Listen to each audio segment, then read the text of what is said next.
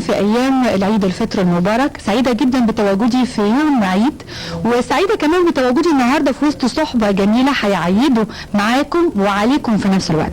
طبعا معانا النهارده الطرب والفن، وهنلتقي مع فن عربي وفن شرقي خالص، وهنلتقي ايضا مع فن تركي، وكلكم هتقولوا لي انت بتقولي ايه يا حياه، هتفهموا دلوقتي. على فكره بيسعدني يكون معاكم ومعانا المطرب الفنان سامح يسري. اهلا بيك يا سامح، كل سنه وانت طيب. اهلا بيكم، كل سنه وانتم كلكم طيبين وبالصحه والسعاده دايما يا رب. وطبعا معانا اقول ايه، شاديه عبد الحميد ولا اقول دور جميله جدا رطب؟ شاديه عبد الحميد هي رطب. كل سنه وانت طيبه يا شاديه. وانت طيبه حبيبتي، وكل الناس طيبين وبخير ان شاء الله. وطبعا معانا، انا ليه قلت الموسيقى الشرقيه؟ عشان معانا الموجي الصغير. كل سنه وانت طيب. وانت بصحه وسلامه، وكل الامه الاسلاميه بخير ان شاء الله.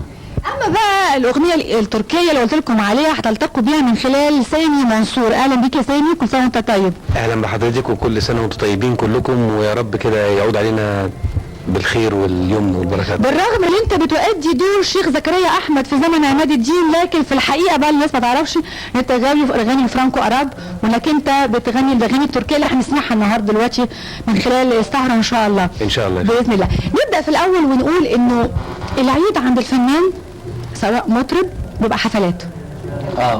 مش كده؟ اكيد. فبالتالي انت بتحس بالعيد هنا بيبقى احساسك مختلف عن اي انسان تاني. يمكن بتمثلي دورك خلاص بينتهي، لكن بالنسبه لك انت عيد يعني حفلات، يعني بتشوف الناس وهم الحمد لله بيضحكوا. يا رب ده حاجه يعني ما حدش صح، هم مبتسمين. هو طبعا يعني الفنان من غير الناس ولا حاجه خالص. في خلال المناسبات السعيده بالذات العيد بيبقى ليه بهجه خاصه، يعني الناس حتى وهي بتبقى موجوده في الحفله بيبقوا فرحانين بطعم العيد.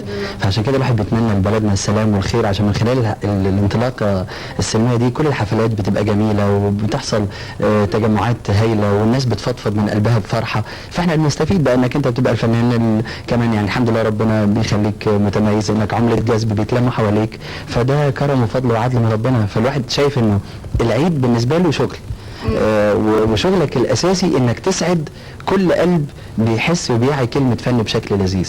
فمن اكبر الاطفال للكبار لاهالينا الجمال لاسرتنا الفاضله، ده يعني الشعب المصري بيبقى جواه فرحه. فيا رب الواحد، والشعب العربي بشكل عام، فيا رب يبقى دايما جواه الاصرار والسعاده انك تسعد كل الناس. مختلفه خالص. اكيد العيد هنا بيبقى عندك التزامات ناحيه الاسره، ومن ناحيه ايضا كمان انك بتحبي تعيدي وتحبي تدي عيديه. وطبعا اكيد بتحبي تاخدي او اخد عيديه. تاخدي عيديه بقى من مين؟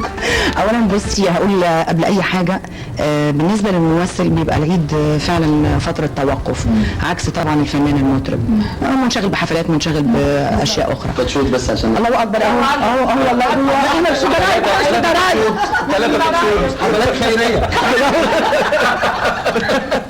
بيحب يعمل حفلات خيريه في العيد، يعني عايش على الخير على طول. اشك. بالنسبه بقى للفنان الممثل بتبقى فتره فعلا راحه. انا العيد بالنسبه لي بقضيه في وسط اسرتي، يعني فتره شغل بتبقي ما بتشوفيهمش، وخصوصا ان انا رمضان كنت بصور، يعني الاول مره الحقيقه في رمضان ابقى منشغله بشكل جامد، يعني بصور على طول فما بنشوفهمش، ففرصه ان احنا. خدتي العيديه من مين؟ لا هاخدها من اخويا طبعا، من اختي وكده. زمان كنت باخدها من ماما وبابا الله يرحمهم، دلوقتي في البدائل على طول اللي هم الاكبر. طبعا. طب انت بتدي لمين بقى؟ لكله، يعني بتدي مين دي ما تزعلينيش، لكله. ما تفكرينيش، كله يا ماما. كل سنه وانت طيبه حاضر، كل سنه وانت طيبه عمته حاضر، وانت يا خالته حاضر، كده شغاله. الموجي الصغير، انت بالذات لازم تقولي ان العيد عندكم بيختلف، لان انا يمكن ايام الله يرحمه طبعا والدك محمد الموجي، عارفه ان جو الاسره جو لذيذ جدا، العيله كلها مجتمعه دايما مع بعض. كنت دايما احب وانا بسجل معاكم احس بجو الالفه وطبعا الله يرحمه، بس حاسه لغايه دلوقتي لازلتوا في هذا الجو لان كلكم مع بعض. فاكيد طبعا ان العيد عندكم مولد. الحقيقه يعني البيت العيله، هو البيت العيله طبعا، البيت العيله يعني لازم يلم بقى حتى الفلاحين بتوع كفر الشيخ كلهم كل العيله بقى تيجي تتلم في البيت الكبير. ايام ما كان بابا الله يرحمه كان عايش وكان موجود كان بيتلموا كلهم برضو نفس اللمه هي لان مؤمن بقى الحاج المؤمن محافظه على نفس العادات والتقاليد، ولازم برضو يجيبوا كحك ونشتري كحك. هي بطلت تعمل كحك من بعد وفاه بابا، قالت لا اشتروا بقى، ما عملش كحك بعد ما محمد مات خلاص ما اقدرش اشتري كحك، يعني اقدر يعني ما اقدرش اعمل كحك واعجن وكده زي هو ايامها كان بيمسك الكحك وينقش معاها وكان بينقش كل كحكايه عليها لا يا ريت اسامينا. هو كان كان يقعد ينقش اسامينا كلنا واسمه هو واسم والدتي وكده. لما اتجوزنا وخلفنا بقى يكتب مراتاتنا بقى ولا احفاد ويجي يمسك الكحك. ده موجود لغايه دلوقتي بتاع لا يجي يقول ايه، يجي الكحكه من الفرن ويمسك الكحكه يقول لي خد كل بعضك.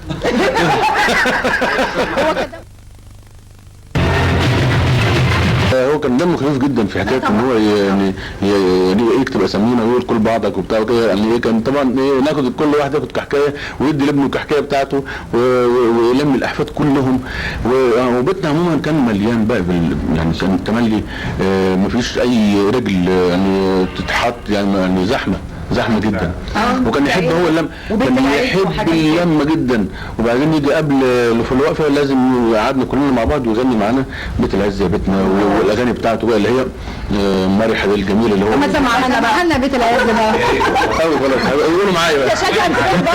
لا انا بحب الطرب جدا. الفيلم طلعت عشان بيتكم والله بجد. هي بعد ما اتعرف بالفيلم صار بيت العز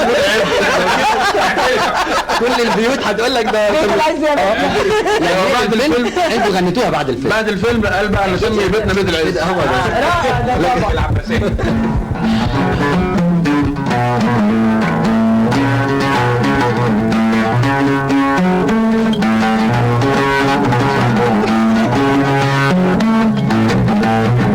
عز يا بيتنا على بابك عنبتنا، بيت العز يا بيتنا على بابك عنبتنا، يا خضرة وبالليلة بترفرف على عينة، يا خضرة وبالليلة بترفرف على عينة، ضل يحلنا وحلينا من أول على بيتنا، يا بيت العز يا بيت السلام يا بيت الفرح يا بيت الفرح.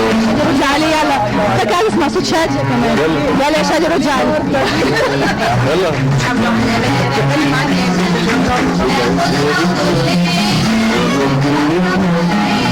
العز يا بيتنا في حضانك جنتنا، بمحبة زرعناها بمحبة قلناها، بمحبة زرعناها بمحبة قلناها، قلنا وياها وحلينا وحلاوة حكايتنا، يا بيت العز يا بيت السعد يا بيت الفرح يا بيتنا. الله الله الله الله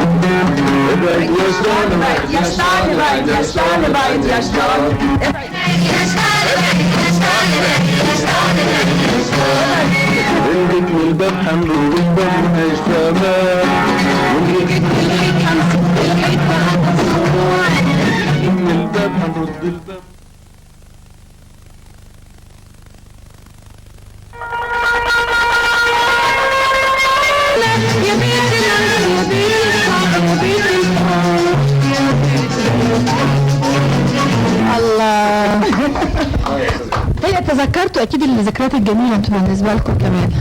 انا العيد بالنسبه لي يعني كل جديد، يعني الهدوم الجديده اي حاجه جديده لازم تبقى دلوقتي يعني طبعا. وبعدين انا بقيت وانا مسؤول لا انا كل حاجه برضو، انا مسؤول عن كل الدنيا الحمد لله، ربنا يرحمني اهلي. ولو لحن جديد يبقى لازم في العيد، لازم اعمل حاجه في العيد.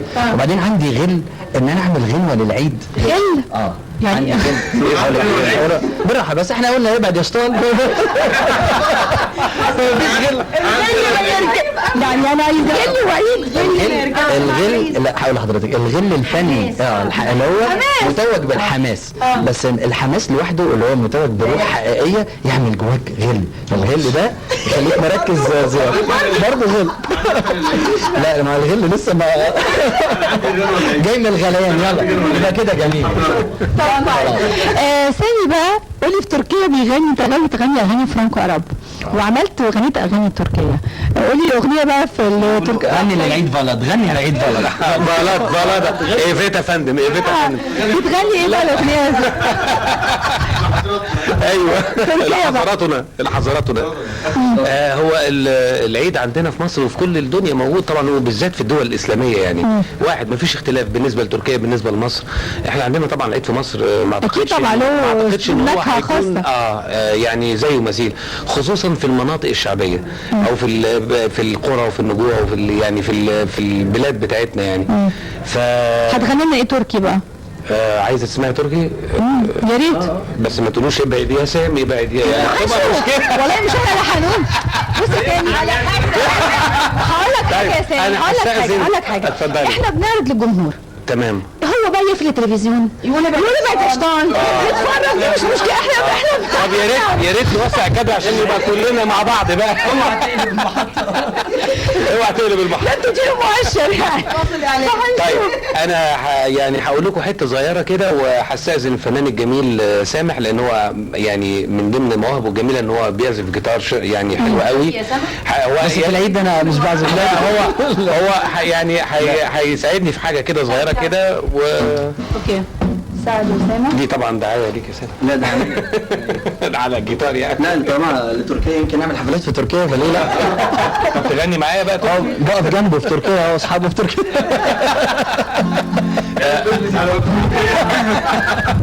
على فكره الاغنيه ديت اسمها شيكادوم، وهي اساسا فولكلور وغناها مطرب هناك تركي، انا وزعتها له وعاملها بالعربي والتركي هنا بقى في مصر. وان شاء الله سامح فعلا ينضم كمان. لا هو بيقول بس فعلا يعني احنا بنعمل حفلات في تركيا. ده شرف دي اغنيه للعيد بالتركي ونخلص من حكايه الغل بقى بتاع سامح.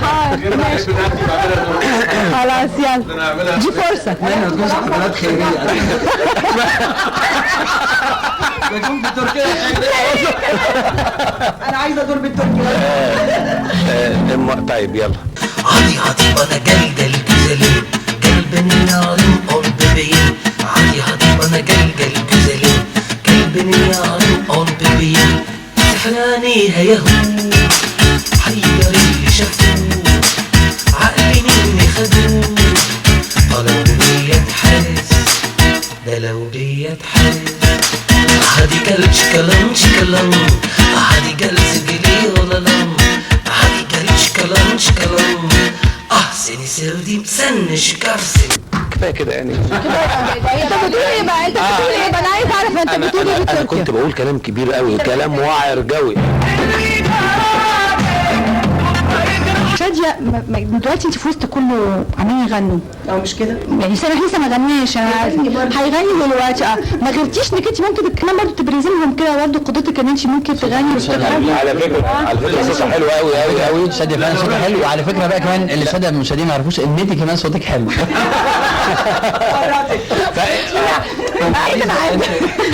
هنتكلم دلوقتي على ايه النهارده ان احنا نغير اللقاء ونبقى احنا المذيعين ونستضيف حياه عبد. ايه المانع في العيد انت بتعملي ايه بقى؟ ما غيرتيش انك انت ممكن تغني كده يعني تسمعينا حاجه؟ لا ما غيرتش، بس على فكره انا زمان كنت هغني وعلى يد الموجي. اتحايل عليا كتير جدا، كان لسه صوت بقى بخير وانت فاهمه من الوصف والحياه. كتر خيرك ولا متشكر. ومنير وسيمي والله، والله يرحمه احمد منير. في بدايات حياتي غني، بحب ادندن كده. سمعني الموجي. ومين حديثا ومين حديثا سامي والله يا جماعه. سلطان. والله زمن كويس. نسمع بقى. تعرفي انا جبنت، يعني عندي حاله جبن كده اغني، لا ده انا ممكن اتضرب حاجات، ما كانش عندي القدره او الثقه في ان انا ممكن ابقى مطربه. النهارده انا ندمانه جدا جدا ان انا ما كنتش مطربه. لا في ايه تاتش وده تاتش. هتغني ايه؟ طب قولي كده نسمع الساده المشاهدين. هتغني من غير ما نزعلهم في العيد. ما فيهاش حاجه. اي حاجه فعلا. اي حاجه، والاستاذ الموجي يساعد حضرتك. يلا مفيش حاجه انا ونصيبي معاكم بقى. واحنا معاكي هنرد عليك. بعد ما امشي ما اضربش في الشارع والحياه تضل حاجات كده. اقول ايه؟ ليه خلتني احبك، لا تلومني ولا عاتبك، فين اهرب من حبك وراح منك لله، دي دموعي الحيرانة وعيوني السهرانة، ادعي لك بامانة راح منك لله، روح الله. يعني انا عايز اعلق على حاجه، ان الاغنيه كلها اكتر حاجه روح يعني. قدام صح وكل حاجه والله انفع اغني كام سنه كده. لا بس برافو والله. طب سامح، بتهيألي دلوقتي بقت في اتجاه، عموما في اتجاه دلوقتي انه تعمل دويتات سواء مع مصريين مع واحده لا بتورطي. ايوه اعمل معاك ده عشان تقولي لي روح. امسك الخشب. لا فانا بتكلم دلوقتي، ما فكرتش لحظه كمان دلوقتي ان ممكن المطربين المصريين او العرب ابتدوا يعملوا مع الاجانب. بتلاحظ دلوقتي ان في كمان دويتات مع حتى في الاخر ايهاب توفيق مع ذكرى، مجد القاسم مع فكانيت، مع بنلاحظ دلوقتي. هل برضه سامح يوسف يفكر ان هو ممكن يعمل دويتو مع حد؟ الحقيقه انا كنت بمر بظروف اصعب شويه، في ان انا كان في شركه بدون ذكر اسماء طبعا عملت لي عقد احتكار وقعدتني سنتين ما بعملش حاجه خالص. يعني عندهم الرؤيه والنظره ان انت بقى تعالى مثلا انت 7/10 احنا هنخليك 5 او هنخليك مثلا 15/10 فوق فانا سمعت الكلام وفضلت قاعد مستني حضرتك كل اللي بيتقال بقى. هنعمل دويتو، هتسافر ايطاليا، هتسافر مش عارف فين، هتقعد في الصين الشعبيه 3 ايام، هتقعد حاجات كده، وكل ده مكتوب في عقد، والعقد ده لو كان ربعه اتحقق كان يعني، لكن كل حاجه نصيب. وانا شايف ان التخطيط اهم حاجه تعمل اللي يناسبك ويناسب المرحله اللي انت فيها دلوقتي. انا شايف ان أنا اهم حاجه ان انا اجدد واطور في اغنيه مع الفتره او الايقاعات العصريه اللي بتحاكي وقتنا اللي احنا فيه دلوقتي. دلوقتي الناس بتحب الجديد باي شكل، فكل زمايلنا وكل الدايره الفنيه في عالم المطربين بيدوروا على التجديد، سواء مع شكل اسباني، شكل تركي، شكل مصري، انجليزي مشترك، اي حاجه توري الناس ان في حاجه جديده. بس انا مؤمن ان انت من خلال محليتك قوي او من خلال اللي انت بتقدمه كلمه ولحن، انا مصري، فعايز اقول للناس ان انا مصري. ولكن اما اجي اطلع بره حتى لازم اثبت شخصيتي، مش اخد من بره كوبي اجنبي واغني عليه بس مصري. انا مش بدين حد ولا بقلل من قيمه حد، ممكن كل واحد عنده فكر، ولكن احنا نجاحاتنا عشوائيه لان احنا ما عندناش مؤسسات بترعى اي حد. نجاحاتنا هو الشاطر برافو دلوقتي بدا فيه، ولكن دلوقتي من خلال بوابه واحده. يعني دلوقتي في صناعه النجم، الاعلانات الجديده اللي بنشوفها، ولكن من خلال